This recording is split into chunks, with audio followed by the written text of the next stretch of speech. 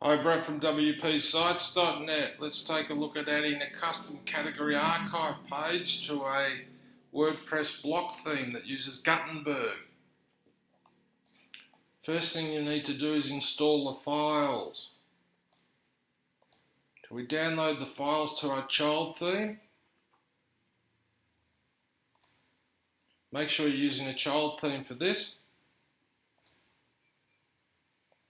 So here's our files.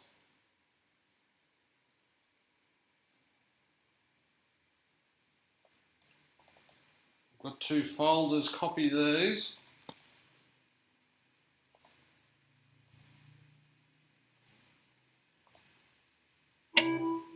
And there's your template. In this case, we've got a custom category template for videos. So we'll go to the demo site. Here's our standard archive that displays in 3 columns. We're using the 2024 default block theme for WordPress. This template will work in any block theme. Now videos,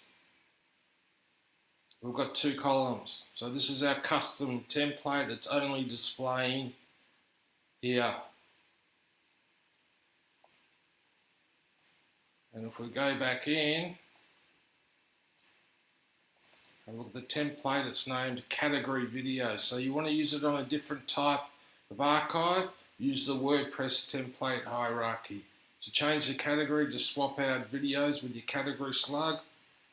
If you're using a custom post type or some other type of taxonomy, just name the file according to the WordPress template hierarchy. So the installation is very, very simple. Now to edit all the elements on this page without affecting other archives, you can do that simply using Gutenberg. Click Edit Site.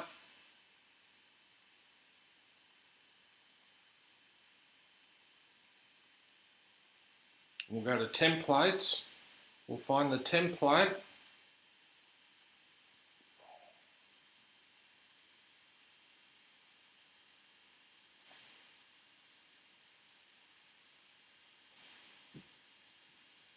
So we can go to all templates here. There's a template there. We'll find it in the child theme. It's the same template. And we'll click the template.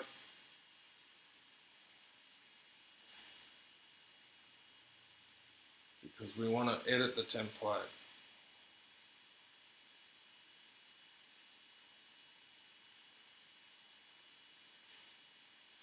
And here we have all the different elements.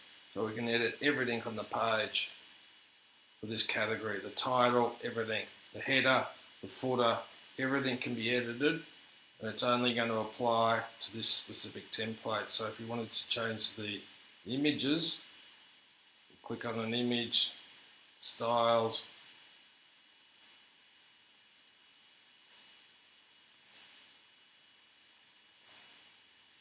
and we can use portrait, we can use any type of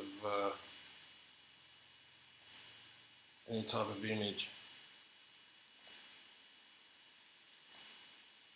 So it's as simple as that. We can edit all the post titles, the post meta, everything on the entire page.